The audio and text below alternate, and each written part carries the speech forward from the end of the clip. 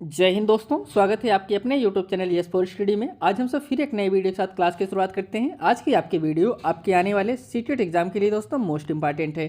CTET exam के लिए सबसे ज़्यादा इंपॉर्टेंट कोई स्टडी मटेरियल होता है तो होता है प्रीवियस ईयर क्वेश्चन पेपर। इसलिए दोस्तों आप ज़्यादा से ज़्यादा प्रीवियस ईयर क्वेश्चन पेपर को सॉल्व करिए। अब प्रीवियस ईयर क्वेश्चन पेपर इसलिए सबसे ज़्यादा महत्वपूर्ण होता है क्योंकि जो सीटेट का एग्जाम होता है वह लैंग्वेज के बेस पे होता है। कहने का तात्पर्य जिस बच्चे की सोचने की क्षमता, समझने की क्षमता ज़्यादा होती है वो बच्चा सीटेट में उतना अच्छा स्कोर ला पाता है। अगर हमको क्वेश्चन की लैंग्वेज को समझना है तो इसके लिए हमको ज़्यादा से ज़्यादा प्रीवियस ईयर पेपर को सॉल्व करेंगे, तभी हम समझ पाएंगे क्वेश्चन किस प्रकार से एग्जाम में घुमा फिरा के पूछता है। इसलिए आप सिर्फ क्वेश्चन को रटिए नहीं, जो क्वेश्चन दिया गया है उसका मतलब भी समझिए कि क्वेश्चन में पूछ क्या रहा है, क्वेश्चन किस प्रकार से घुमा फिरा के पूछ रहा है। इस चीज़ को समझने का आप जरूर प्रयास करिए। आज जो पेपर हम सब सॉल्व करेंगे वह पेपर आपका 10 जनवरी 2022 को जो आपका सीटेट एग्ज़ाम हुआ था उसी दिन पेपर पूछा गया था। इसमें हम सब साइंस के जो आपके 30 क्वेश्चन पूछे गए थे इसी को हम सब आज कवर करेंगे। इसके और जो सब्जेक्ट थे उसको हम सब ऑलरेडी पढ़ा चुके हैं, उसको आप इस प्लेलिस्ट में आप देख सकते हैं। इस प्लेलिस्ट को आप ज़रूर एक्सेस कर लीजिए। यहाँ पे आपको इस प्लेलिस्ट में पेपर 1 के लिए और पेपर 2 के लिए सभी वीडियो उपलब्ध हैं, इसको आप देख सकते हैं। तो अगर आप इस चैनल पर नए हैं तो चैनल को सब्सक्राइब जरूर करिए। यहाँ पे आपको 2011 से लेकर 2023 तक जितने भी सीटेट एग्जाम हुए हैं सभी प्रीवियस ईयर क्वेश्चन पेपर यहाँ पे सॉल्व कराया जाएगा। साथ में साथ उसकी पीडीएफ भी आपको टेलीग्राम चैनल पर उपलब्ध कराए जाते हैं। आइए हम सब आगे बढ़ते हैं और क्लास की शुरुआत करते हैं। यहाँ से दोस्तों साइंस के क्वेश्चन शुरू होते हैं। साइंस का जो पहला क्वेश्चन है, कह रहे संजना के पास 3 चुंबक ए, बी तथा सी जिसके ध्रुव क्रमशः A1, A2, B1, B2 और C1, C2 अंकित किए गए हैं। चुंबकों को एक दूसरे के समीप लाने पर उसने निम्न प्रक्षेपण किए। आगे कह रहे हैं A1 विकर्षित करता है B1 को, A1 विकर्षित करता है C2 को। आगे बढ़ते हैं। कह रहे हैं यदि C1 उत्तरी ध्रुव है तब निम्न में से कौन सा कथन सत्य है। दोस्तों इसमें फर्स्ट ऑप्शन है B2 उत्तरी ध्रुव और A1 दक्षिणी ध्रुव। सेकंड ऑप्शन है B1 उत्तरी ध्रुव और A2 दक्षिणी ध्रुव। थर्ड ऑप्शन है B1 तथा A1 दोनों उत्तरी ध्रुव, या फिर लास्ट ऑप्शन है B1 तथा A1 दोनों दक्षिणी ध्रुव।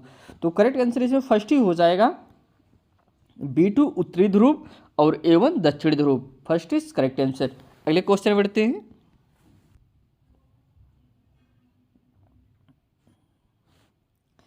कह रहे हैं किसी बिंब का चाल समय ग्राफ एक सीधी रेखा है, निम्न में से कौन सा कथन निष्कर्ष माना जा सकता है। दोस्तों फर्स्ट कथन है बिंब की गति एक समान गति है। बी कथन है बिंब विश्राम अवस्था में है। थर्ड कथन है बिंब की गति असमान गति में है। तो फर्स्ट ऑप्शन है ए या बी सही है, सेकंड ऑप्शन है बी या सी सही है, थर्ड ऑप्शन है ए या सी सही है, या फिर लास्ट ऑप्शन है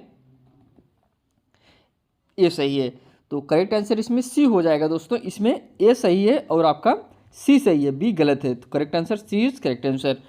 नेक्स्ट क्वेश्चन में बढ़ते हैं।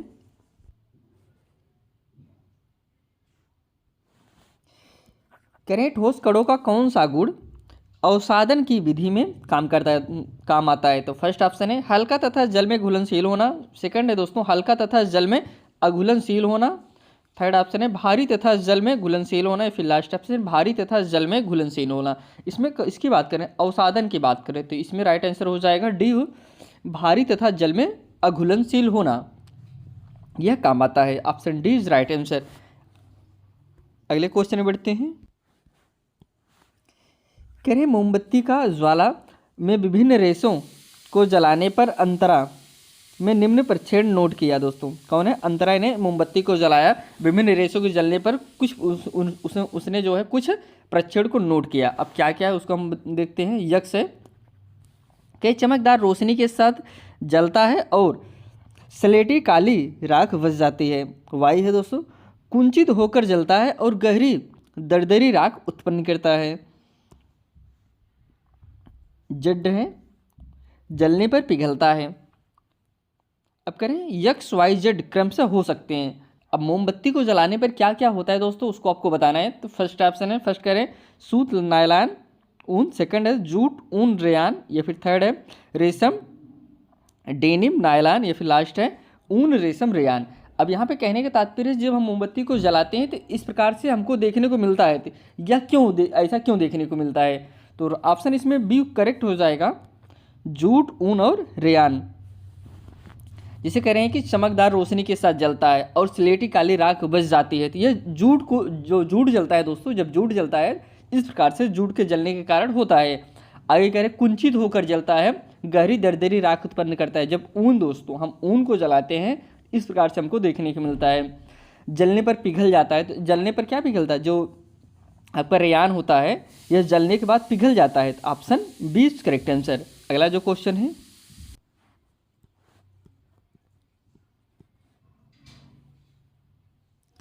कह रहे यदि यह मान लिया जाए कि प्रत्येक केस में प्रयुक्त सेल और बल्ब एक समान है तो निम्न में से किस सरल श्रेणी क्रम परिपथ में बल्ब अधिक उद्दीप्त होंगे? फर्स्ट है एक बल्ब तथा एक सेल, सेकंड ऑप्शन है दोस्तों एक बल्ब तथा दो सेल, थर्ड ऑप्शन है दो बल्ब तथा एक सेल, फिर लास्ट ऑप्शन है दो बल्ब तथा दो सेल। तो करेक्ट आंसर इसमें बी हो जाएगा, option B is right answer, एक बल्ब तथा दो सेल।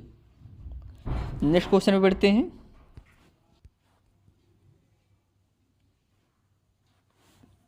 यहाँ पे कह रहे हैं थायराइड ग्रंथि के उपयुक्त कार्य के लिए एक की आवश्यकता होती है और उसकी कमी भी उत्पन्न करती है। यह एक विशेष क्षेत्रीय अभाव जनित रोग है जो कि प्रायः इसी क्षेत्र में रहने वाले लोगों को होता है। ए का अभाव बच्चे में डी भी उत्पन्न करता है।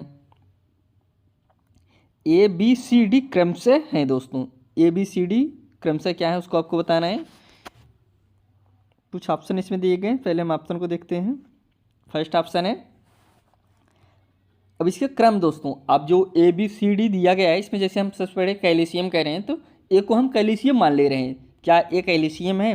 बी रेक्टस है, थर्ड जो है तटवर्ती, सी जो है तटवर्ती है, फिर डी जो है अस्थि कुर्चना है। तो इस प्रकार से हमको मिलान का मतलब समझना होगा कि हमको ए बी सी डी के क्रम में इसको रखना होगा। तो इसमें जो फर्स्ट सेकंड ऑप्शन है फास्फोरस, गेलकैंड, तटवर्ती, अस्थि कुर्चना, थर्ड है लोहा, अराक्ता, रेगिस्तानी अवरुद्ध वृद्धि, थर्ड है वो लास्ट है आयोडीन, गलगंड परवर्ती मानसिक मंदन। तो करेक्ट आंसर यही हो जाएगा दोस्तों। ए जो है कैसा आयोडीन, बी जो है गलगंड और सी जो है परवर्ती और डी जो है मानसिक मंदन। Option D is correct answer. जो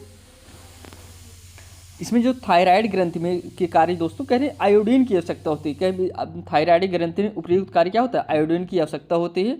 और जो कह रहे हैं कि गोलगंड रोग जो होता है किसकी कमी से होता है? यह आयोडीन की कमी से होता है।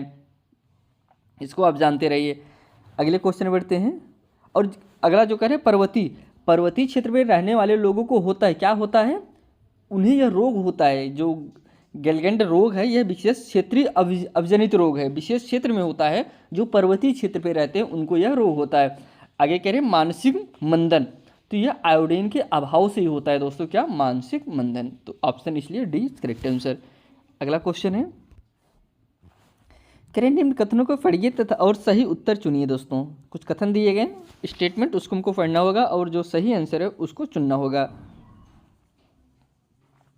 स्टेटमेंट फर्स्ट है, जब सूर्य और पृथ्वी के मध्य चंद्रमा आता है तब सूर्य ग्रहण होता है। पृथ्वी की छाया चंद्रमा पर पड़ती है तो सूर्य का प्रकाश अवरुद्ध करती है। आगे कह रहे हैं रीजन, इसमें दो कथन तो एक है दोस्तों लेकिन रीजन जो है दो दिया गया है। तो रीजन सेकंड जो है कह रहे चंद्रमा पृथ्वी के कुछ भागों पर छाया उत्पन्न करता है और सूर्य का प्रकाश अवरुद्ध करता है। ऑप्शन जो इसमें दिए गए हम ऑप्शन देखते हैं।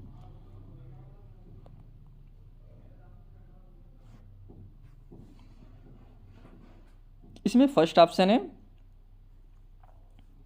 ये सही है और ए की सही व्याख्या R1 करता है। सेकंड ऑप्शन है दोस्तों ये सही है और ए की सही व्याख्या R2 करता है। थर्ड ऑप्शन है ये सही है परंतु ए की सही व्याख्या ना तो R ना तो R2 ना तो R1 और ना तो R2 करता है।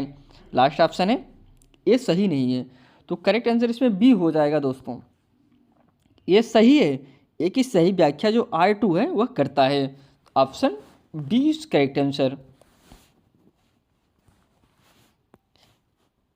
अगला क्वेश्चन है जिसे हम इसमें आपको बता देते हैं, जो सूर्य ग्रहण लगता है तो कैसे होता है। जैसे सूर्य हो गया, सूर्य हो जाता है, यहाँ पे चंद्रमा आ जाता है, या पृथ्वी हो गया। अब सूर्य का प्रकाश पृथ्वी पर पहुँच नहीं पाएगा, तभी तो सूर्य ग्रहण लगेगा, इसलिए इसमें आपका ऑप्शन बी सही होगा। नेक्स्ट क्वेश्चन बढ़ते हैं। कहें छाया निर्माण के विषय में निम्न में से कौन सा कथन सत्य नहीं है। अब यहाँ पे निगेटिव पूछा गया है, नहीं ऑप्शन जो भी आपको मिले उसे थोड़ा आप इंडिकेट कर दीजिए करिए, क्योंकि आपको समझने में आसानी होगा। क्योंकि बच्चे ऑप्शन पढ़ेंगे, पहला ऑप्शन पढ़ेंगे, 5 लगे, उनके लगेगा बस यही सही हो सकता है, ऐसा नहीं है। आप चारों ऑप्शन पढ़िए, लेकिन जो निगेटिव है, अब जो ऑप्शन में इसमें गलत होगा वही आपका राइट होगा। छाया निर्माण के विषय में बात कर रहे हैं, कह रहे हैं पीला बिंब काली छाया उत्पन्न करता है। छाया केवल अपारदर्शी बिंबों द्वारा उत्पन्न की जा सकती है। देखिए दोस्तों, यहाँ पे कह रहे हैं पीला बिंब काली छाया उत्पन्न करता है। अब देखिए, पीला हो या लाल हो या चाहे जिस भी प्रकार को, वह कैसा उत्पन्न हो, छाया किस प्रकार से बनता हुआ, छाया काली ही बनता है। ऑप्शन ही आपका सही होगा। यहाँ पे पीला कर दिया है, ऐसा भी कर सकते हैं कि कोई भी कलर का वस्तु हो उसका जो है छाया काला ही बनता है, तो यह भी आपका सही होगा, यह भी आपका सही हो गया। इसमें हमको गलत पॉइंट हेरना है, छाया केवल अपारदर्शी बिंबों द्वारा उत्पन्न की जा सकती है, यह भी ऑप्शन आपका सही है। केवल अपारदर्शी बिंबों द्वारा ही जो अब उत्पन्न की जा सकती है, जो अपारदर्शी नहीं होगा तो उसे कैसे छाया बनेगा, नहीं बनेगा। ऑप्शन सी है, छाया की लंबाई सर्वदा बिंब की लंबाई के समान होती है। ये तो ऑप्शन सही लग रहा है, लेकिन लास्ट ऑप्शन हम देखते हैं, छाया का आकार प्रकाश के स्रोत तथा बिंब के बीच की दूरी पर निर्भर करता है। तो यह ऑप्शन आपका सही है दोस्तों। छाया का जो आकार बनता है, वस्तु कितना दूर है उस पर निर्भर करता है, तो ऑप्शन डी भी सही है। तो इसमें जो ऑप्शन गलत है, ऑप्शन सी गलत है, और सी ही आपका राइट आंसर हो जाएगा, क्योंकि इसमें निगेटिव पूछा गया है। छाया की लंबाई सर्वदा बिंब की लंबाई के समान होती है, ऐसा नहीं दोस्तों, जो छाया का लंबाई बनेगा वह सिर्फ बिंब के ही समान रहेगा। हम वस्तु को आगे पीछे करते हैं तो छाया की जो लंबाई होती है उस कम ज़्यादा होते हैं, इसलिए option C is correct answer. अगला क्वेश्चन है, निम्न कथनों को पढ़िए और सही विकल्प चुनिए। दोस्तों कुछ कथन दिए गए, स्टेटमेंट फर्स्ट है दोस्तों, रेगिस्तानी पौधे में रंध्र प्रायः पत्तियों की सतह और गूदेदार तने पर अवस्थित होते हैं। यहाँ पे रेगिस्तान पौधे की बात करें, रेगिस्तान में जो पौधे होते हैं उसकी बात हो रही है, तो हम पहले और भी कथन इसमें देख लेते हैं। जो तो कथन हो गया, अब इसका जो तर्क दिया गया, तर्क पे हम देखते हैं। पत्तियों में रंध्र की स्थिति पौधे में वाष्पोत्सर्जन की दर को प्रभावित करती है। दोस्तों फर्स्ट ऑप्शन है, कह रहे हैं कि ए और आर दोनों सही हैं, और ए जो है सही, एक और ए का सही स्पष्टीकरण आर है। सेकंड ऑप्शन है, ए और आर दोनों सही हैं, किंतु ए का सही स्पष्टीकरण आर नहीं है। अगला ऑप्शन है, ए सही है किंतु आर गलत है। फिर लास्ट ऑप्शन है, आर सही है किंतु ए गलत है। करेक्ट आंसर यही हो जाएगा दोस्तों। इसमें आर सही है लेकिन आपका जो ए है वह गलत है। Option D is correct answer. अगला जो क्वेश्चन है, करें पौधे का मादा जननांग यक्ष कहलाता है। इसके 3 भाग है, जिसमें मुख्यतः वायु परागकणों के लिए ग्रहणशील सतह जेड में निषेचन होता है। यक्स वाई जेड है दोस्तों, यक्स वाई जेड क्या है उसको अब आपको बताना है। फर्स्ट ऑप्शन है, एक मिनट दोस्तों, यहाँ पहले हम चारों ऑप्शन कर लेते हैं। करें यक्स स्त्री केसर वायु वर्तिकाग्र या फिर जेड बीज अंडा है। सेकंड है, यक्स स्त्री केसर है वायु वर्तिका है या फिर जेड बीज अंडा है। या फिर थर्ड है, यक्स पुंकेसर है वायु तंतु है या फिर जेड अंडाशय है। या फिर लास्ट है, यक्स पुंकेसर है वायु वर्तिका है जेड अंडाशय है। इसमें जो दिया गया है उसमें आपको बताना है, पहले पौधे के बारे में बता दिए। पौधा का मादा जननांग यक्ष कहलाता है। इसके 3 भाग होते हैं, जिसे मुख्यतः वायु परागणों के लिए ग्रहणशीलता सतह है, जेड निषेचन हुआ है। अब यक्स वाई जेड है दोस्तों, क्या क्या हो सकते हैं उसको आपको बताना है। यक्स जो है इसमें सही आंसर यही हो जाएगा। यक्स क्या है, यक्स आपका स्त्री केसर हो जाएगा, वायु वर्तिकाग्र हो जाएगा, और जेड दोस्तों बीजांड हो जाएगा। Option A is correct answer. अगर इसके और कुछ हम सब पॉइंट की बात करें तो जिसमें जैसे पुष्पपादक में दोस्तों, किसमें पुष्पपादक की यहाँ बात हो रही है। पुष्पपादक के जनन अंग होते हैं पुंकेसर नर जनन अंग, क्या दोस्तों, पुंकेसर जो होता है वह नर जनन अंग और स्त्री केसर मादा जनन अंग है। इसको आप जानते रहिए। पुरुष की अगर हम सब बात करें तो पुष्प में पुरुष पुंकेसर के नाम से जानते हैं और स्त्री केसर को मादा जनन अंग का है। अगले क्वेश्चन बढ़ते हैं। निम्न सारणी में दी गई सूचना के आधार पर कोशिका के प्रकार की पहचान कीजिए। दोस्तों किसके आधार पर, कुछ सारणी दी गई है उसके आधार पर हमको कोशिका की पहचान करना है। तो आगे बढ़ते हैं। आगे फर्स्ट है इसमें कह रहे मानव में पाया जाता है लेकिन उसमें केंद्रक नहीं होता है। अब इसमें कुछ पॉइंट दिए गए हैं, अभी ये ऑप्शन आपका नहीं है, इसके बारे में सबसे पहले हम सब समझते हैं क्या कह रहा है। इसमें जैसे पूछ रहा था ना कि निम्न सारणी, ये सारणी दिया गया है उसमें कोशिका के पहचान को प्रकार को पहचानिए। कोशिका के प्रकार को हमको पहचानना है। तो इसमें पहला है मानव में पाया जाता है लेकिन उसमें केंद्रक नहीं होता है। किसकी बात करें उसको आपको बताना होगा। सेकंड है दोस्तों एक बृहद रिक्तिका है। थर्ड है कोई कोशिका भित्ति नहीं है। डी है सेम के आकार का है और युग्मों में पाया जाता है। ई है दोस्तों दोनों ओर से अनावृत नली के समान है। तो अब इसमें जो कुछ ऑप्शन दिए गए ऑप्शन को हम देखते हैं। इसमें फर्स्ट ऑप्शन है, अब इसमें जो हमने फर्स्ट ऑप्शन वहाँ पे जो आपके साड़ी बने थे उसमें पढ़ा था मानव में पाया जाता है लेकिन उसमें केंद्रक नहीं होता। अब इसमें आपको वही सीक्वेंस के हिसाब से बताना है। जो इसकी बात करें क्या वह गाल कोशिका है, सेकंड ऑप्शन में बी जो है क्या वह घास की कोशिका है, सी जो है द्वार कोशिका, या फिर डी जाइलम है, या फिर ई फ्लूएम है। तो सेकंड ऑप्शन जो है ए की बात क्या कर रहे थे, मानव में पाया जाता है लेकिन उसमें केंद्रक नहीं होता है, क्या वह आरवीसी है। बी की बात कर रहे थे कि एक बृहद रिक्तिका है, क्या प्याज की झिल्ली की कोशिका है, या फिर सी है गाल कोशिका है, डी जो है दोस्तों कोशिका है, या फिर ई जो है जाइलम कोशिका है। तो अगला ऑप्शन है सी जो ऑप्शन है करें ए डब्ल्यूवीसी है, बी तंत्रिका कोशिका है, सी पेशी कोशिका है, डी जाइलम है, ई फ्लोएम है, या फिर लास्ट है ए तंत्रिका कोशिका है, बी आरवीसी है, सी पेशी कोशिका है, डी द्वार कोशिका है, ई फ्लोएम है। तो करेक्ट आंसर इसमें क्या हो जाएगा, करेक्ट आंसर इसमें आपका बी हो जाएगा। ये जो है आरबीसी है दोस्तों, मानव में पाया जाता है। आरबीसी जो है मानव में पाया जाता है लेकिन उसमें केंद्रक नहीं होता है। तो ये ऑप्शन आपका सही मैच कर रहा है। बी कह रहे हैं प्याज की झिल्ली की कोशिका है। बी की क्या बात करें, साड़ी में जो दिया गया था एक बृहद रिक्तिका है, तो यह भी आपका सही हो जाएगा। सी की जो बात कर रहे थे कोई कोशिका भित्ति नहीं है, गाल कोशिका में कोई कोशिका भित्ति नहीं है, डी द्वार कोशिका है, और ई दोस्तों क्या है जाइलम कोशिका है। तो बी इज करेक्ट आंसर। अगले क्वेश्चन पे चलते हैं। क्रय द्रव्य ए बी तथा सी जल में अमिश्रणीय हैं जिनके द्रव्यमान तथा आयतन निम्न सारणी में दिए गए हैं। दोस्तों इसके द्रव्यमान और आयतन सारणी में दिए गए हैं और यहाँ पे कह रहे हैं कि ए बी सी तीनों क्या है दोस्तों अमिश्रणीय हैं। द्रव्य ए द्रव्यमान और आयतन दोस्तों ए है, इसका द्रव्यमान कितना है 5.4, इसका आयतन क्या है दोस्तों 5 है, या सेंटीमीटर क्यूब में इसको जानते रहिए। बी है यह, इसका द्रव्यमान कितना है ग्राम में है तो 4.6 है और इसका आयतन कितना है 50 है। सी है दोस्तों 1 से 30 है और इसका आयतन 100 है। तो कुछ ऑप्शन दिए गए, पहले हम ऑप्शन पे देखते हैं। कह रहे हैं यदि जल का घनत्व 1 ग्राम सेंटीमीटर क्यूब है तो निम्न में से कौन सा कथन सही है। दोस्तों यहाँ जल के घनत्व की बात करें, फर्स्ट है द्रव्य ए जल पर तैरेगा, सेकंड ऑप्शन है द्रव्य ए और सी जल पर तैरेंगे, थर्ड ऑप्शन पे बढ़ते हैं हम सब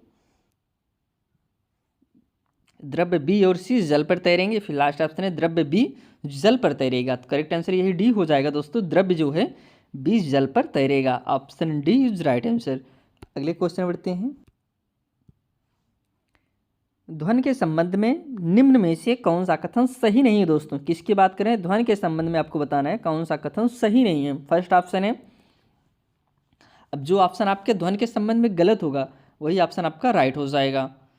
तो हम सबसे पहले ऑप्शन पे देखते हैं। किसी वायलिन और बांसुरी को एक साथ बजाने पर उत्पन्न ध्वनि एक समान चाल से चलती है। यह दोस्तों सेकंड जो ऑप्शन है, पहले हम चारों ऑप्शन को देख लेते हैं फिर आपको बताते हैं। समान तीव्रता की दो ध्वनि तरंगों की सदैव एक समान उच्चता होगी। सेकंड ऑप्शन है गर्म वायु में ध्वनि की गति कमरे के तापमान पर उसकी गति की अपेक्षा अधिक होगी। लास्ट है ध्वनि की गति माध्यम के घनत्व से प्रभावित होती है। इसमें नहीं पूछा गया तो नहीं, इसमें गलत क्या है, गलत ऑप्शन है, उसमें बी हो जाएगा। समान तीव्रता की दो ध्वनि तरंगों की सदैव एक समान उच्चता होगी। Option B is correct answer. अगले क्वेश्चन में बढ़ते हैं।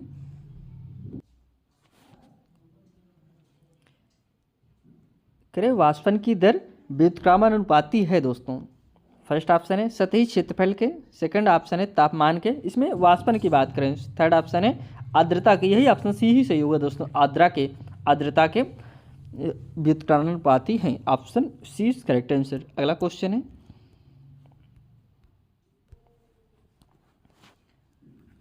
करें धातु ए तथा बी को उसके लवड़ी विलयन से विस्थापित करती है, किंतु धातु सी को उनके लवड़ी विलयन से विस्थापित नहीं कर पाती है। धातु डी को उसके लवड़ी विलयन से विस्थापित करती है। निम्न में से कौन सा क्रम धातु की क्रियाशीलता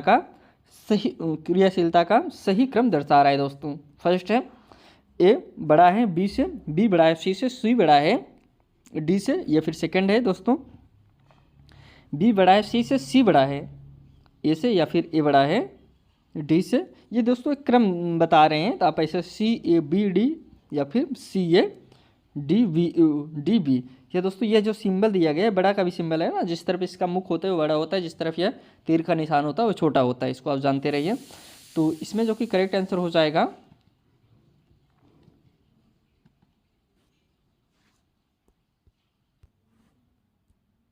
करेक्ट आंसर इसमें सी हो जाएगा, C A B D. Next question बढ़ते हैं। इसमें आपको मिलान करना है। अगला जो क्वेश्चन है निम्न का मिलान कीजिए। तो हम सब आगे बढ़ते हैं, पहले देख लेते हैं। आपको हम इसी में मिला के बता दे रहे हैं, ऑप्शन ना देके सीधा आपको इसी में मिला दे रहे हैं कौन सा सही होगा। तो इसमें जो कह रहे हैं फर्स्ट ऑप्शन है एक आधात दोस्तों, किसकी बात करें, एक आधात जो दो रूपों में पाई जाती है उसे हम क्या कहेंगे, क्या क्लोरीन कहेंगे, जिंक कहेंगे, कार्बन कहेंगे, या फिर नीचे क्या है ब्रोमीन है और कॉपर है, तो उसे दोस्तों हम क्या कहेंगे, उसे हम कार्बन कहेंगे। एक धातु जो दो रूपों में पाई जाते हैं, आधातु की बात करें, कार्बन इज राइट आंसर। यह पहला जो है तीसरे में चला जाएगा। जो बी है जो कह रहे हैं कि एक आधातु जो कमरे के तापमान पर द्रव्य है, किसके दोस्तों, कमरे के तापमान पर द्रव्य है, उसे हम क्या कहेंगे, क्या क्लोरीन कहेंगे, जिंक कहेंगे, या फिर ब्रोमीन कहेंगे। इसे हम ब्रोमीन कहते हैं दोस्तों, क्या कहते हैं, इसे हम ब्रोमीन कहते हैं। सी है एक धातु जो पीतल तथा कांस्य का घटक है, इसे हम क्या कहते हैं, क्या कार्बन कहेंगे, इसे हम क्या कहेंगे दोस्तों, इसे हम कॉपर कहेंगे। एक धातु जो पीतल और कांस्य का घटक है, पीतल और कांस्य का जो घटक होता है वह कॉपर ही होता है, इसको आप जानते रहिए। एक आधातु जो जल को रोगाण मुक्त करने में प्रयुक्त होती है, तो इसे क्या कहते हैं, कॉपर है, ब्रोमीन है, जिंक है, क्लोरीन है। तो यह क्लोरीन है दोस्तों। क्लोरीन का काम क्या होता है, यह एक आधातु है जो जल के रोगाण को मुक्त करने के लिए प्रयुक्त की जाती है। क्लोरीन को जो लास्ट पॉइंट है, एक धातु जो विद्युत लेपन में प्रयुक्त होती है, इसे क्या कहेंगे दोस्तों, इसे जिंक कहेंगे। जिंक का प्रयोग क्या होता है, जिंक का प्रयोग किया जाता है विद्युत लेपन में प्रयुक्त होती है दोस्तों जिंक, यह ई चला जाएगा। तो यहाँ पे हम सब मिलान कर लिए। हम सब नेक्स्ट क्वेश्चन की तरफ बढ़ते हैं। यहाँ पे करें मानव के शिराओं के संदर्भ में निम्न में से कौन से कथन सही है दोस्तों। किसकी बात करें, मानव में शिराओं के संदर्भ में। फर्स्ट कथन है ये अधिकतर हृदय की ओर कार्बन डाइऑक्साइड रुधिर ले जाता है। सेकंड कथन है इनकी भित्ति मोटी हुई। थर्ड है इनमें पार्ट होते हैं जो रुधिर को एक दिशा में प्रवाहित करते हैं। फिर लास्ट है ये त्वचा के नीचे पृष्ठ पर अवस्थित होती है। तो फर्स्ट ऑप्शन है ए बी सी सही है, सेकंड ऑप्शन है ए सी डी सही है, थर्ड ऑप्शन है बी सी डी सही है, फिर लास्ट ऑप्शन है ए बी सही है। तो राइट आंसर इसमें बी हो जाएगा। इसमें ए सही है, सी सही है और डी सही है, लेकिन बी इसमें गलत है, इनकी भित्ति मोटी होती है।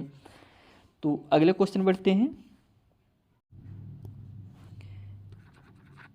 कह रहे हैं विषाणुओं के संदर्भ में निम्न में से कौन से कथन सत्य है दोस्तों। किसके संबंध में, विषाणुओं के संदर्भ में आपको बताना है। कुछ कथन दिए गए हैं। पहला कथन है ये स्वतः प्रजनन कर लेते हैं। सेकंड कथन है ए पर कोशिकाओं से पोषण प्राप्त करते हैं। या थर्ड कथन है इनमें कोशिकीय संरचना नहीं होती है। आगे बढ़ते हैं। ये मृत पदार्थ के अपचय में मदद करते हैं। तो फर्स्ट ऑप्शन है ए और बी सही है। सेकंड ऑप्शन है ए और डी सही है। थर्ड ऑप्शन है बी और सी सही है। फिर लास्ट ऑप्शन है सी और डी सही है। तो करेक्ट आंसर इसमें सी हो जाएगा। इसमें बी और सी दोनों ऑप्शन सही हैं। अगले क्वेश्चन पे चलते हैं। कह रहे हैं निम्न में से कौन सा जल जनित जीवाणु रोग है दोस्तों। किसकी बात करें, जल जनित जीवाणु रोग है। तो कुछ ऑप्शन दिए गए, मलेरिया हैजा, सेकंड ऑप्शन है टाइफाइड पेलिया, थर्ड ऑप्शन है मलेरिया पेलिया, फिर लास्ट ऑप्शन है टाइफाइड हैजा। तो ऐसा कौन सा रोग है दोस्तों जो जल के द्वारा होता है। तो डी ऑप्शन इसमें जल जनित जीवाणु रोग है। तो करेक्ट आंसर इसमें डी हो जाएगा दोस्तों। अब टाइफाइड और जो हैजा होता है वह जल जनित रोग है। इसमें अगर हम सब हैजा की बात करें, हैजा जो होता है दोस्तों वह ब्रोबियो कोलरा नामक बैक्टीरिया से होने वाला यह एक रोग है जो फैलता किससे, यह जल जनित जीवाणु रोग है। टाइफाइड की बात करो तो यह भी एक जल जनित रोग है। यह किससे फैलता है, यह साल्मोनेला नामक टाइकोस नामक बैक्टीरिया से होने वाला यह रोग है। तो अगले क्वेश्चन पे चलते हैं। करें निम्न में से कौन सा अनुकूलन जलीय पौधों की जल पर तैरते रहने के में सहायता करता है दोस्तों। फर्स्ट है पौधे के तनों में बड़े छिद्रों का होना। सेकंड ऑप्शन है पत्तियों पर मोम की परत। थर्ड ऑप्शन है फीते जैसे पत्तियां। फिर लास्ट ऑप्शन है पत्ती की ऊपरी सतह पर रंध्र। इसमें जो बात करें अनुकूलन जलीय पौधों को जल पर तैरते रहने में सहायक होता है। तो क्या होता है दोस्तों, यह ऑप्शन ए सही होगा। पौधे के तनों में बड़े छिद्रों का होना दोस्तों, option A is right answer. अगला जो क्वेश्चन है, कहने सुश्री बैसड़ी छात्रों में समझ विकसित करना चाहती है कि चुंबक के ध्रुवों पर चुंबकीय शक्ति अधिकतम होती है। निम्नलिखित में से कौन सी क्रिया इस शिक्षण उद्देश्य के लिए सबसे उपयुक्त है दोस्तों। किसकी बात करें चुंबक के ध्रुवों पर चुंबक शक्ति सबसे अधिक होती है। तो कौन सा प्रकार बताने का सबसे सही तरीका होगा उसको आपको बताना है। इसमें जो फर्स्ट ऑप्शन है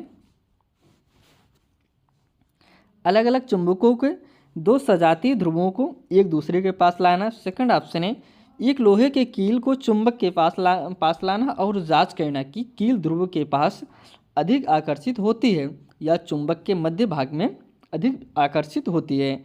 जो सेकंड ऑप्शन है लोहे की बार पर स्टील की तार लपेटकर तार में बिजली प्रवाहित करना। या फिर लास्ट ऑप्शन है लोहे के चूरे से भरे डिब्बे में चुंबकीय बार रखना। तो करेक्ट आंसर इसमें डी हो जाएगा दोस्तों। यह बताने का सबसे उचित तरीका होगा कि लोहे के चूर से भरे डिब्बे में चुंबकीय बार रखना। Option D is correct answer. Next question बढ़ते हैं। आपके छात्र अभी अभी कक्षा 8 में प्रवेश किए हैं। अगर एनसीईआरटी के अनुसार कक्षा 7 तक पढ़ाए गए सिद्धांतों में से छात्रों ने लगभग निपुणता हासिल कर ली है, तो निम्नलिखित में से किसकी सर्वाधिक संभावना है जिसका वे वर्णन नहीं कर पाएंगे। तो कुछ ऑप्शन दिए गए हैं। इसमें कह रहे हैं कक्षा 7 में जितने भी सब्जेक्ट जितने भी टॉपिक है हर चीज़ वह समझ लिए हैं। किसकी सर्वाधिक संभावना है कि जिसका वह वर्णन नहीं कर पाएंगे। तो फर्स्ट ऑप्शन है, अब इसमें एक चीज़ आपको जानना होगा कि साथ में क्या क्या टॉपिक होते हैं जो वह पढ़ चुके हैं तो वह उसमें वो महारत हासिल कर लिए हैं। तो इसलिए एक चीज़ आपको इसमें नोट करना होगा, इसमें आपको जानना होगा। तो पहला ऑप्शन हम देख लेते हैं, पवन के निर्मित होने और वायुदाब के बीच संबंध। क्या यह पॉइंट उसमें मिलता है? अगर आपके क्लास 1 से लेकर 7 तक पॉइंट बुक में होगा तो वो पढ़ चुके हैं, वह जानते होंगे, वह इस पर व्याख्या कर लेंगे। जो नहीं कर पाएंगे व्याख्या उसके बारे में बताना है। गर्म होने के परिणाम स्वरूप हवा का विस्तार होता है। क्या यह उसमें पॉइंट मिलेगा? सेकंड है चक्रवात के दौरान किए जाने वाले सुरक्षा उपाय। लास्ट है भूकंप के दौरान किए जाने वाले सुरक्षा उपाय। तो यह दोस्तों ऑप्शन डी सही होगा, क्योंकि इसकी बात जो है यह कक्षा 8 में है। एनसीईआरटी की कक्षा 8 बुक में यह है, भूकंप के दौरान किए जाने वाले सुरक्षा उपाय की कक्षा 8 में बात की है, 7 में इसकी बात नहीं की गई है, इसलिए यह नहीं बता पाएंगे। नेक्स्ट क्वेश्चन बढ़ते हैं। करें सुश्री अंजलि छात्रों को जल चक्र, क्या दोस्तों, जल चक्र का परिचय देने से पहले उनसे घर पर एक गतिविधि करवाना चाहती है जिसे वह अवधारणा से जोड़ना चाहती है। निम्नलिखित में से कौन सी गतिविधि इस उद्देश्य के लिए सबसे कम उपयुक्त है। दोस्तों ऐसे कौन सी गतिविधि है जो सबसे कम उपयुक्त है, उसको आपको बताना है। किसकी बात, जल चक्र की बात कर रहे हैं कि घर पे गतिविधि करा रही है। तो इसमें जो फर्स्ट ऑप्शन है, पानी को उबालकर ठंडा कर लें, फिल्टर में डालकर पानी और फिर से नया पानी उबालकर फिल्टर में भरना। सेकंड है, जो सबसे कम उपयोगी हुआ उसी को आपको बताना होगा। तो सेकंड जो ऑप्शन है, कह रहे हैं कि उबलते पानी की भाप को एक थाली या बर्फ का टुकड़ा होगा दोस्तों, बर्फ का टुकड़ा रखकर इकट्ठा करें। सेकंड है। थर्ड है, पानी से भरे बर्तन को कुछ घंटों के लिए धूप में रखने के बाद उन्हें देखें। या फिर लास्ट है, सुबह नंगे पांव बगीचे में टहलना और ओस को महसूस करना। तो करेक्ट आंसर इसमें ए हो जाएगा दोस्तों, जो सबसे कम उपयोगी है। Option A is right answer. पानी को उबालकर ठंडा कर फिल्टर में डालकर पानी और फिर नया पानी उबालकर फिल्टर में भरना। तो ऑप्शन ए कम उपयोगी है, बाकी सारे उपयोगी हैं। हम सब नेक्स्ट क्वेश्चन पे चलते हैं। निम्नलिखित में से कौन सा विकल्प एक खुले सिरे वाले प्रश्न का सबसे अच्छा वर्णन है। दोस्तों किसकी बात करें, एक खुले सिरे वाले प्रश्न। फर्स्ट ऑप्शन है, आलू में स्टार्च मौजूद होने का पता कैसे लगाया जा सकता है। इसमें आपको सेकंड ऑप्शन है जो है, निम्नलिखित में से कौन सा खाद्य पदार्थ प्रोटीन का समृद्ध स्रोत है। थर्ड है, आप अपने परिवार के लिए किस प्रकार संतुलित आहार चार्ट बना सकते हैं। या फिर लास्ट है, ऐसा खाद्य पदार्थ बताएं जो कि प्रोटीन और वसा दोनों का स्रोत हैं। तो इसमें कह रहे हैं कि एक खुले सिरे वाले प्रश्न का अच्छा वर्णन हो सकता है, तो वह होगा आपका ऑप्शन नंबर सी सही होगा। आप अपने परिवार के लिए किस प्रकार संतुलित आहार चार्ट बना सकते हैं। तो यह एक खुले सिरे वाला प्रश्न है, ऑप्शन सी करेक्ट आंसर। अगले क्वेश्चन पे चलते हैं।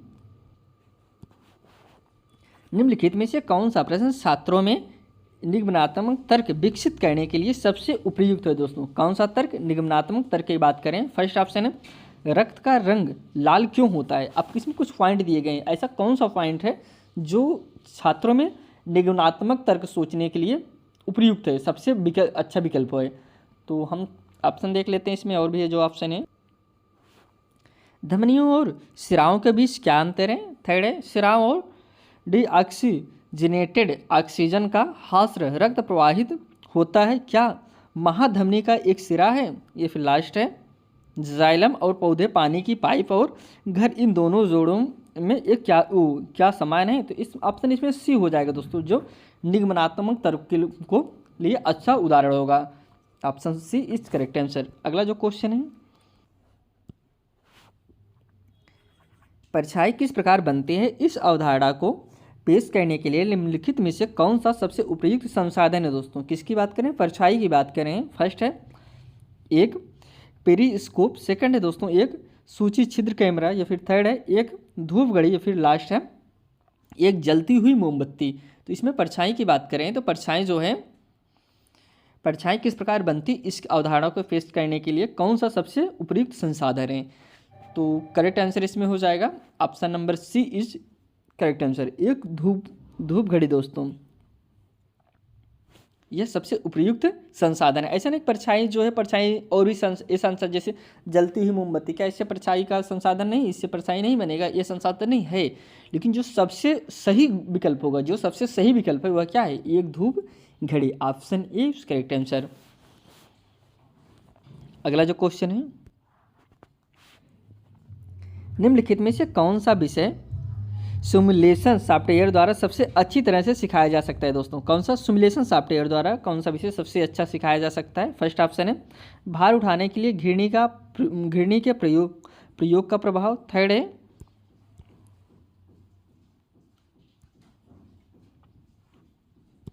सेकंड जो ऑप्शन है, बिलियर्ड की टेबल पर छड़ी से बिलियर्ड की गेंद को मारने का प्रभाव। या फिर थर्ड है, एक भारी वजन पर विपरीत दिशाओं से असमान बल लगाकर धकेलने का प्रभाव। या फिर लास्ट है, पानी के ऊपर तैर रहे पिंड के वजन बदलने का प्रभाव। तो जो कि इसमें करेक्ट आंसर हो जाएगा ऑप्शन नंबर बी इस करेक्ट आंसर है दोस्तों, बिलियर्ड के टेबल पर छड़ी से बिलियर्ड की गेंद को मारने का प्रभाव। Option B is right answer. Next question बढ़ते हैं। कह रहे हैं एक हुक गतिविधि वह होती है जो छात्रों के वर्तमान ज्ञान का उपयोग करती है और रुचि पैदा करती है। मिट्टी के विभिन्न किस्मों पर एक परिचयात्मक पाठ शुरू करते समय सूसरी सलोनी के उपयोग के लिए निम्नलिखित में से कौन सी सबसे अच्छी हुक गतिविधि होगी दोस्तों। इसमें किसकी बात करें, मिट्टी की विभिन्न किस्मों की बात कर रहे हैं। तो ऑप्शन हम इसमें देख लेते हैं। इसमें जो फर्स्ट ऑप्शन है, छात्रों को उनके आवास के आसपास के अलग अलग स्थानों से मिट्टी के नमूने एकत्रित करने को कहना। सेकंड ऑप्शन है, छात्रों के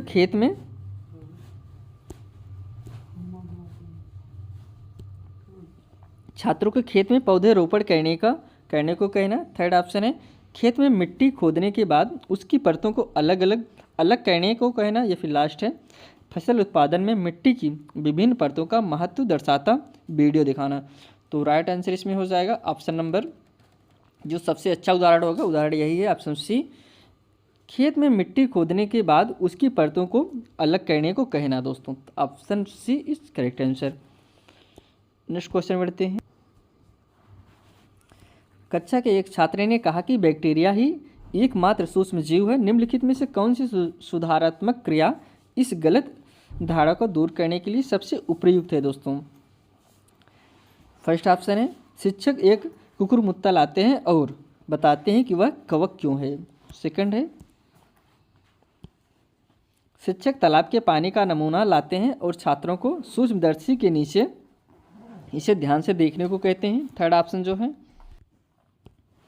शिक्षक सूक्ष्मदर्शी से प्राप्त एक दवा लाते हैं और छात्रों को सूक्ष्मदर्शी के नीचे इसे ध्यान से देखने को कहते हैं। या फिर लास्ट ऑप्शन है, शिक्षक एक फलीदार पौधे के जड़ में मौजूद गुटखा लाते हैं और छात्रों को सूक्ष्मदर्शी के नीचे इसे ध्यान से देखने को कहते हैं। तो जो कि इसमें राइट आंसर हो जाएगा option number B is correct answer, जो था कि शिक्षक तालाब के पानी का नमूना लाते हैं और छात्रों को सूक्ष्मदर्शी के नीचे इसे ध्यान से देखने को कहते हैं। Option B is right answer. अगले क्वेश्चन चलते हैं। छात्रों में रासायनिक परिवर्तन संबंधी समझ का आकलन करने के लिए निम्नलिखित में से कौन सा विकल्प प्रमाणिक कार्य का सर्वश्रेष्ठ उदाहरण होगा दोस्तों।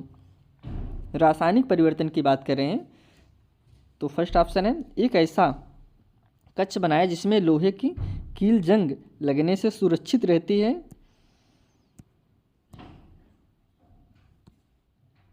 इसमें जो सेकंड ऑप्शन है, समुद्री जल के खारेपन को कम करने के लिए निष्पादन तंत्र की व्यवस्था स्थापित करें। थर्ड है, लोहे की एक कील को कॉपर सल्फेट के घोल में डालने पर उसमें होने वाले परिवर्तन को ध्यानपूर्वक देखें। लास्ट जो ऑप्शन है, रासायनिक परिवर्तन करने के लिए कम